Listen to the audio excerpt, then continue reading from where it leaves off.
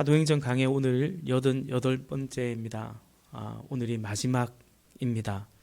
제가 PC를 찾아보니까 2020년 11월 11일에 처음으로 사도행전 수요예배 시간에 사도행전을 같이 우리가 상고했는데요. 한 2년 3개월 정도 만에 우리 마치는 것 같습니다. 중간에 또 저만 설교한 건 아니기 때문에 어쨌든 사도행전 88번째고요. 오늘이 마지막이 됩니다. 이름은 사도행전이지만 사도행전은 예수행전, 성령행전입니다. 그래서 사도행전이 여기 사도행전으로 성경에 들어와 있는 거죠. 만약에 예수 없는 성령이 부재한 그냥 사도들의 이야기였다면 그냥 사도행전은 그냥 그분들의 이야기가 되겠죠. 성경에 하나님의 말씀으로 우리가 들어오지는 않았을 것 같습니다. 그러나 사도행전은 예수님은 없는 성령이 부재한 사도들의 이야기가 아니라 사도들을 통해서 역사하신 예수님, 성령님의 행전이기 때문에 오늘 이 성경에 사도행전이 있는 것이죠. 사도행전의 주인공은 사도가 아니라 예수님입니다. 이것이 핵심입니다. 사도행전의 역사의 모든 관건은 거기에 있었습니다. 우리 각자의 인생도 마찬가지입니다. 예수님을 통해서 내가 주인공이 되는 삶을 살아갈 것인지, 나를 통해서 주님이 드러나시고 주님이 영광을 받으시는 삶을 살아갈 것인지, 우리의 인생의 어떤 성공이라고 할까요? 승패도 여기에 달려 있습니다. 그래서 제가 누군가를 축복할 때, 우리 청년들이 이제 어딘가로 떠날 때, 또 우리의 자녀들을 축복하며 기도할 때 자주 하는 기도가 주님의 소용대로, 다시 말해 주님이 쓰시고자 하는 대로 쓰임받게 하소서라는 기도죠. 이것이야말로 가장 복되고 가장 존귀한 인생이 되기 때문인 것입니다. 여러분, 원래 사람들이 종교를, 신을 찾는 이유는 필요 때문입니다. 그 신이 필요한 것이라기보다는 내 삶에 필요한 것들 때문입니다. 그 건강일 수 있고요, 물질일 수 있고요, 내가 추구하고 이루고 싶은 행복이나 꿈일 수 있습니다. 어쨌든 내 삶에 필요한 것들 때문입니다. 더 나아가 구원이라든지 내세라든지 그런 것들도 마찬가지입니다. 타 종교에도 내세를 말합니다. 타 종교에도 구원을 받고자 신앙을 갖습니다. 병 고침 받고자 어떤 삶의 고난 때문에, 혹은 인생의 의미와 목적을 발견하고자 등등의 우리에게, 인간에게 필요한 것 때문에, 필요 때문에 신을 찾고 신을 믿습니다. 그렇습니다. 가장 기본적인 틀이, 구조가 그렇습니다. 나의 필요 때문에 내가 필요해서 믿는 신이고, 또 사실은 만든 우상들이고 신앙인 것이죠. 기독교는 그렇지 않습니다. 나의 필요 때문에 나에게 쓰임받는 신을 믿는 것이 아니라 그분의 소용대로, 그분의 손에 들려서 쓰임받는 삶을 살고자 하는 것이 기독교 신앙입니다. 우리 삶은 주님이 필요하셔서 주님의 소용대로 우리를 들어 쓰시는 것입니다. 내가 필요한 대로 주님이 나의 손에 들려서 주님이 쓰임받는 것이 아니라 주님이 필요한 대로 당신의 손에 우리가 쓰임받는 것이죠. 조금만 더 들여다보면요, 세상 종교는 그 자아를 굉장히 가치 있게 여깁니다. 자아를 찾아서 자아를 발견하는, 자신과의 관계를 맺어가는 것입니다. 그 자신과의 관계를 통해서 바로 자신의 존재에 대한 인식을, 그게 이제 깨달음이 되는 거죠. 그래서 결국 부처가 어디 있습니까? 여러분 모르죠? 그렇죠, 모르죠. 여기 모르는 분들이죠. 부처가 어디 있냐면 내 안에 있다라고 얘기하죠. 실컷 배웠더니 찾고 찾았더니 그 어디에도 없고 내 안에 부처가 있다. 내가 부처다. 내 안에 우주가 있고, 그거 이제 깨달으면 이른바 득도를 한 것이고요. 어떤 경지에, 어떤 지경에 이제 도달한 것입니다. 이들에게 있어서 수양은, 신앙은 그처럼 자신을 발견하는 과정이고, 또 그 가운데에 고뇌라고 말할 수 있습니다. 그러나 기독교는 어떠합니까? 우리는 자신을 부인하는, 자아를 못 박는 종교입니다. 자신과의 관계가 아니라 주님과의 관계를 맺습니다. 주님을 발견하고 만나는 것입니다. 그리고 바로 거기에 걸림이 되는 내 자신의 정과 욕심을, 심지어 나의 의로움을 부인해 가는 것이 기독교의 신앙이고 우리의 또 신앙의 여정인 것입니다. 이게 우리도 이른바 돌을 닦는다면 그 돌을 닦아가는 것입니다. 끊임없이 자아를 부인하고 주님을 발견하는 것. 빌립보서 3장에서 사도 바울이 그 고백을 하죠. 그리하여 나는 죽고 내 안에 예수님이 사는 것입니다.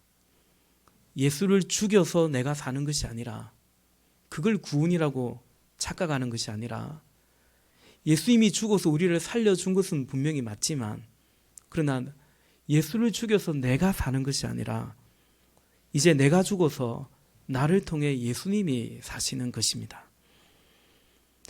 여러분, 우리가 같이 지금까지 88번 동안 살펴본 사도행전이 바로 그 얘기입니다.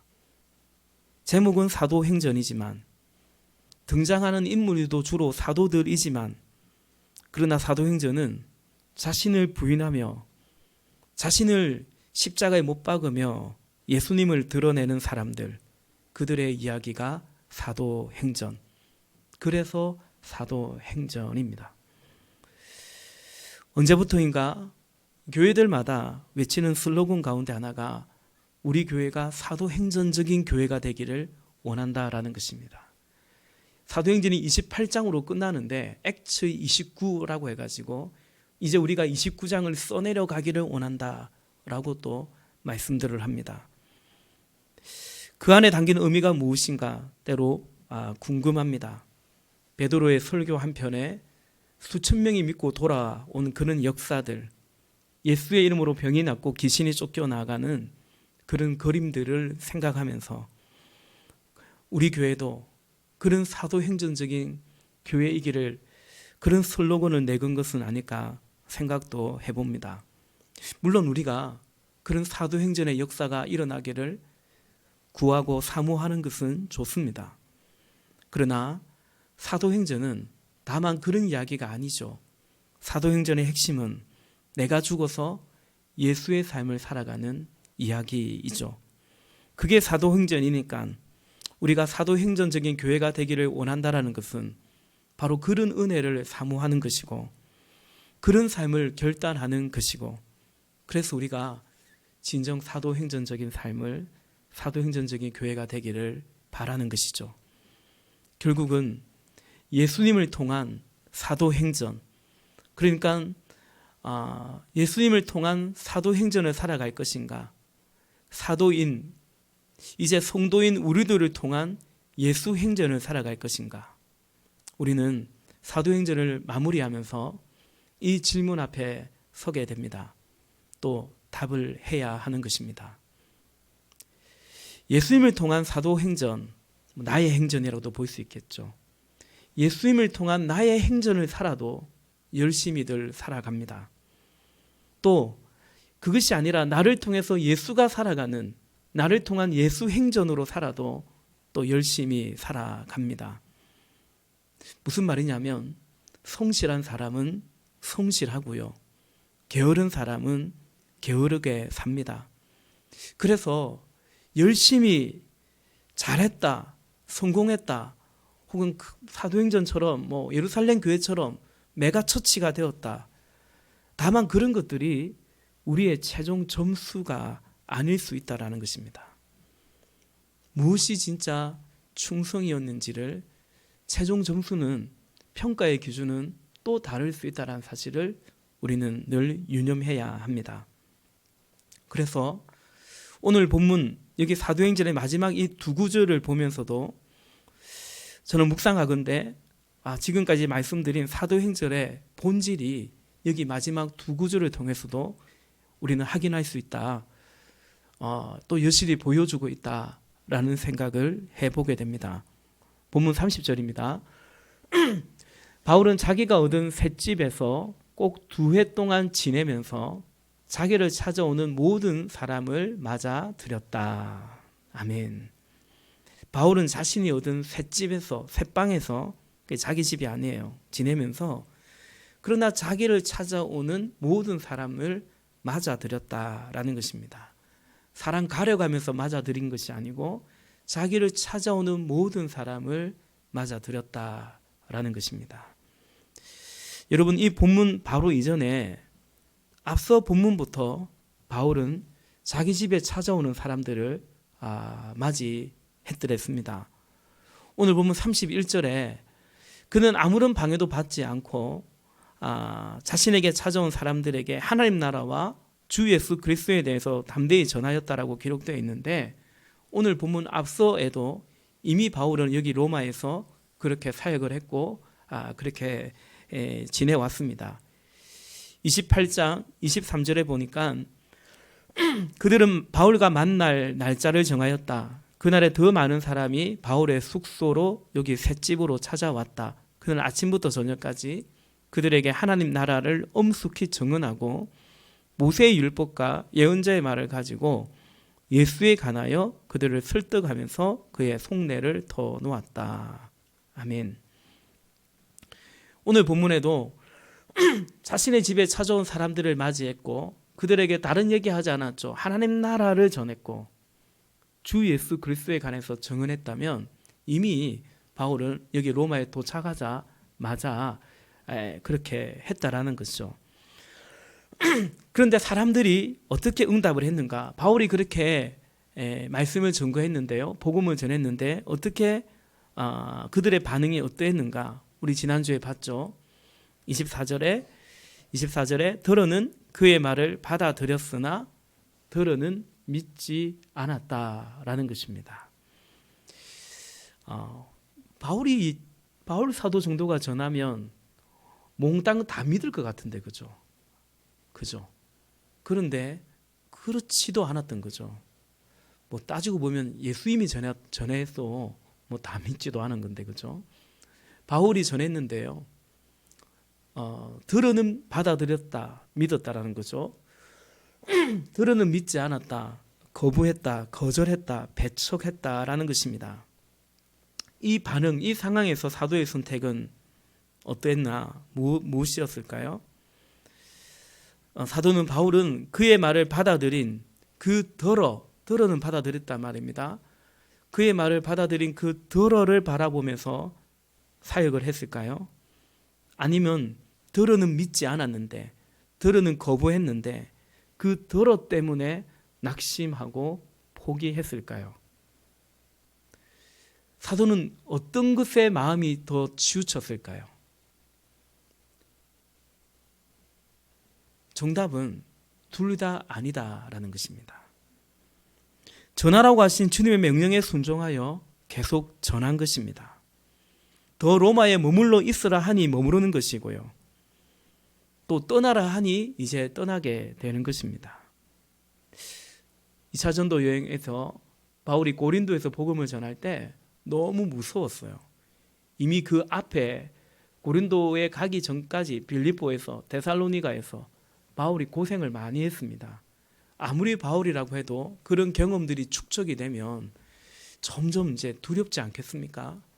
그래서 고린도를 떠나려고 했는데 그날 밤에 주님께서 바울에게 이렇게 말씀하시죠. 이 성에 내 백성이 많다. 잠잠하지 말고 말하라. 여기 머물러라 라는 거죠. 그래서 바울이 고린도에서 1년 8개월을 더 머물렀더랬습니다. 그런가 하면 그 다음 여정에 2차 전도 여행에 에베소에 갔을 때는 사람들이 호의적인 거예요. 반응이 좋은 거예요. 더 있어 달라고 하는데 그러나 바울은 떠나죠. 떠나면서 성령이 주께서 허락하시면 다음에 또 오겠다라고.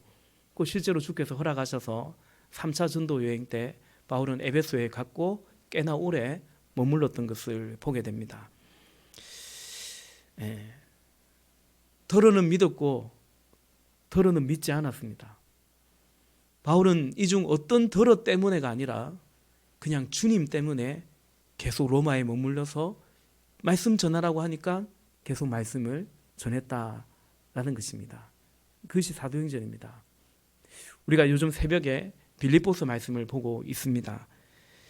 빌립보서 1장에 보면 바울이 감옥에 갇혀 있는데요. 그때 그 옥 밖에서는 두 가지 타입의 두 가지 동기로 복음을 전하는 사람들이 있었다라고 기록되어 있죠. 빌립보서 1장 15절 이하 17절까지 말씀해 보면 어떤 사람들은 시기하고 다투면서 그리스도를 전하고 어떤 사람들은 좋은 뜻으로 전합니다. 좋은 뜻으로 전하는 사람들은 내가 바울이죠. 복음을 변호하기 위하여 세우심을 받았다라는 것을 알고서 사랑으로 그리스도를 전하지만 시기하고 다투면서 하는 사람들은 경쟁심으로 곧 불순한 동기에서 그리스도를 전합니다. 그들은 나의 바울의 감옥 생활에 괴로움을 더하게 하려는 생각을 품고 있습니다. 옥에 갇힌 바울을 걱정하고 그 바울을 위하는 사람이 있고, 아니 바울 사도 바울 선생님이 옥에 갇힌 마당에 우리도 땀대이 복음을 전하자고 하면서 복음을 전하는 사람들이 있었고요.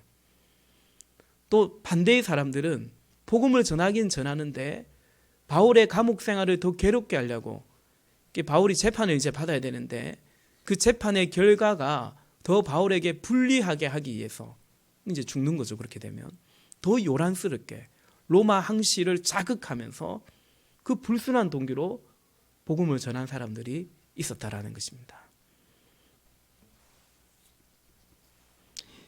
이때 바울은 어떤 선택을 합니까? 빌립보서 1장 18절입니다. 1장 18절.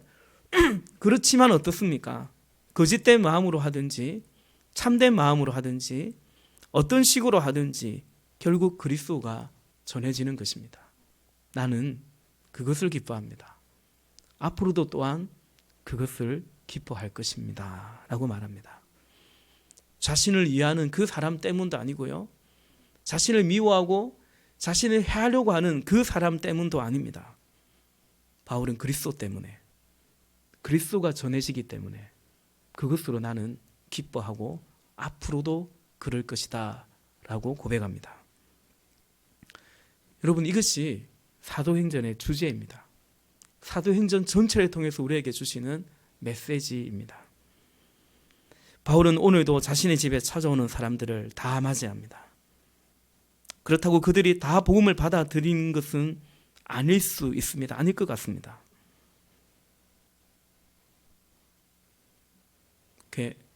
그게 별로 중요하지 않다라는 거죠. 사람들의 반응이 사람들이 그렇게 별로 중요하지 않다라는 것입니다. 다시 말해서 나 자신이 그렇게 중요하지 않다. 그 말이라고 볼 수 있죠. 내가 하는 일이, 나의 계획이, 그리고 나의 어떤 한 일의 결과가, 성과가, 그것이 열쇠가, 키가 아닙니다. 그저 주님이 나를 부르셨으니, 주님이 명하셨으니 주님의 소용대로 순종하며 쓰임 받는 것입니다. 여러분, 오늘 이 사도행전을 마무리하면서 이 메시지를 우리 안에 같이 적용해 보기를 원합니다.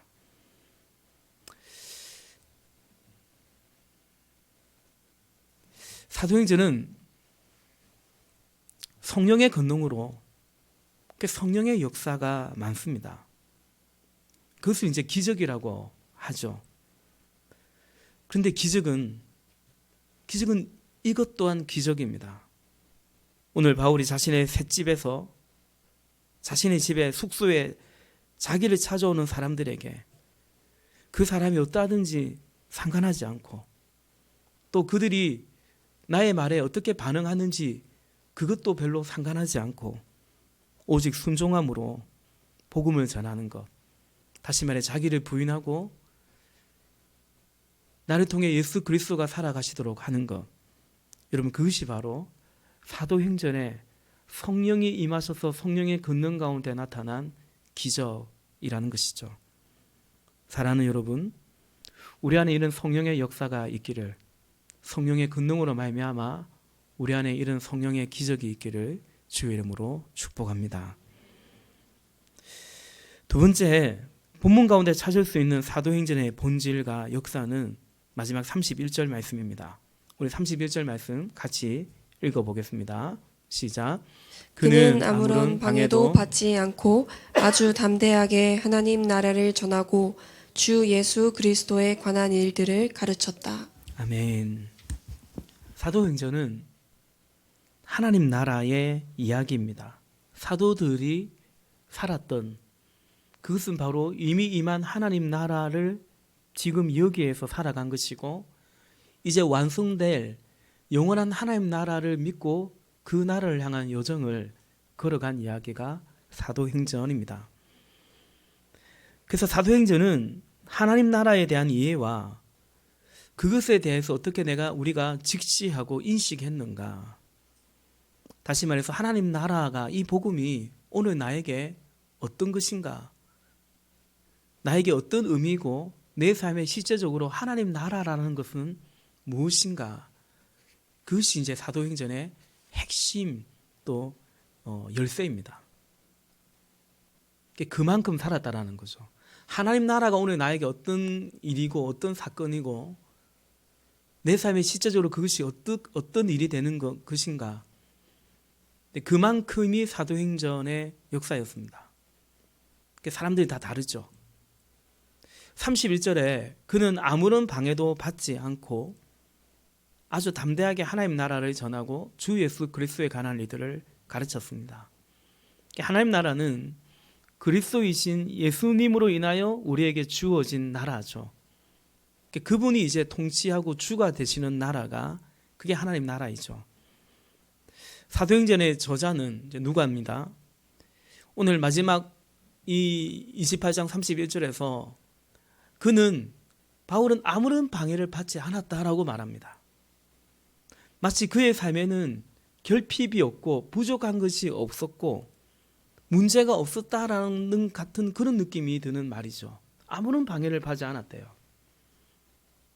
근데 실상 바울은 매우 불안정하거든요. 지금 바울은 재판을 기다리고 있고요. 로마에 아는 사람 하나 어쩌면 제대로 없고 가진 것도 없고 앞으로 어찌 될지도 모르는 상황입니다. 그런데 사도행전이 가리키는 그 초점은, 사도행전이 가리키고 있는 바울의 삶에 대한 초점은 그가 하나님 나라를 전하는 것에 맞춰져 있습니다. 지금 바울은 하나님 나라를 전하는데 문제가 없다라는 것입니다. 하나님 나라를 전하고 예수님을 전하는 것에 방해가 없다라는 것입니다. 그게 중요하다라는 것입니다. 거기에 초점이, 포커스가 가 있습니다. 이해되시죠?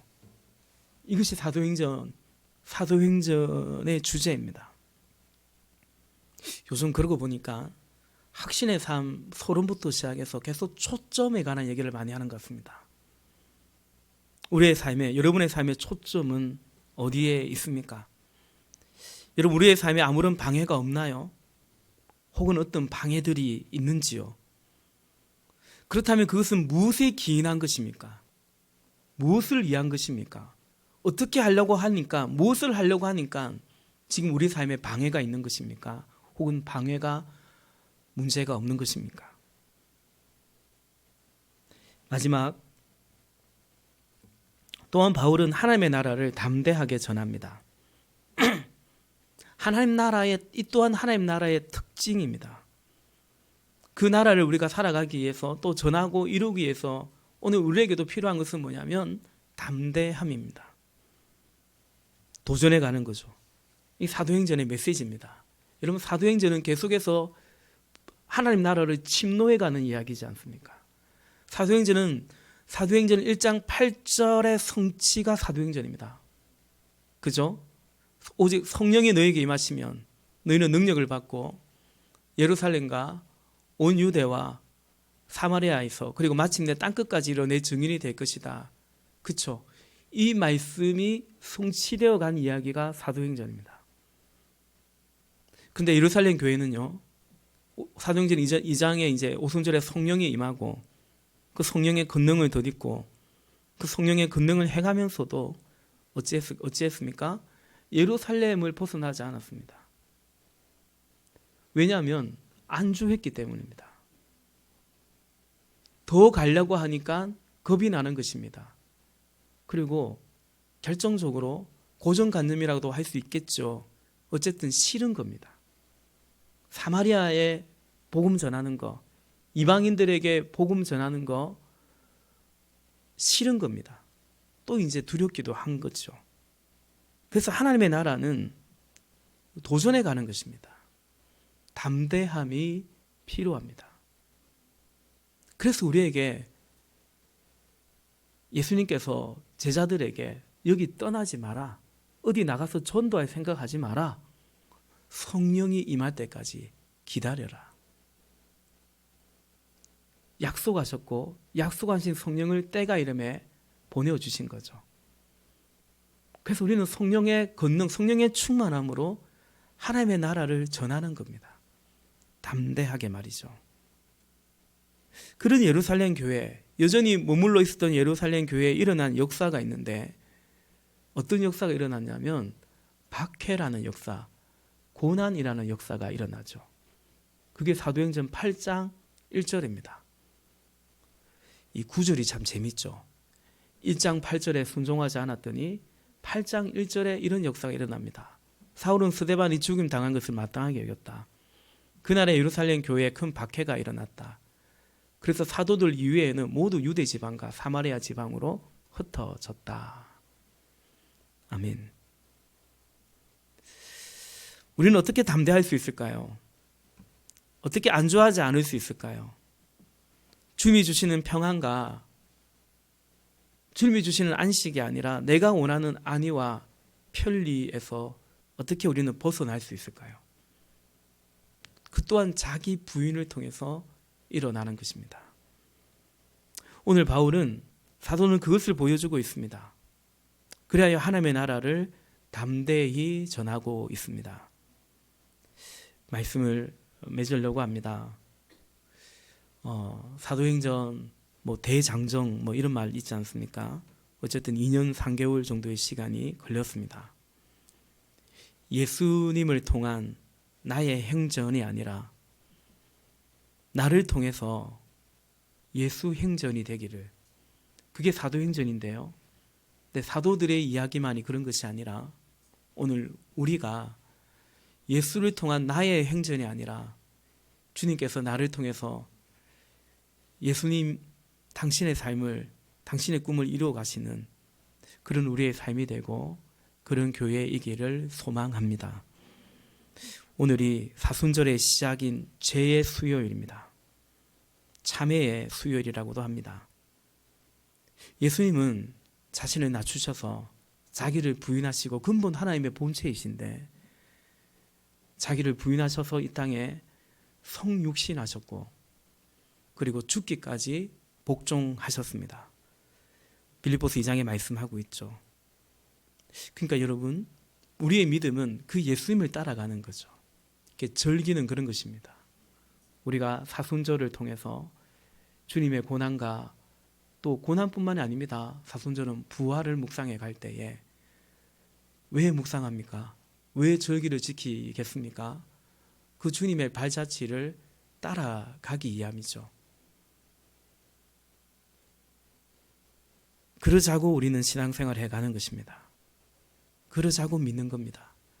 믿되 그러자고 우리가 여기 모인 것입니다. 함께 그 주님의 발자취를 따라가기를 원했었죠.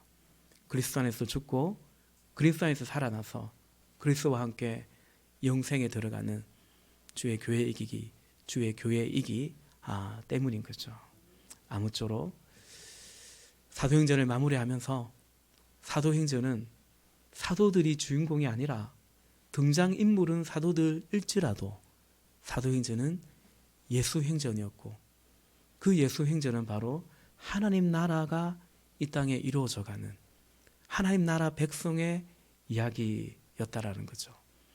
오늘 우리 안에 그 은혜와 믿음이 충만하기를 주님의 이름으로 축원합니다.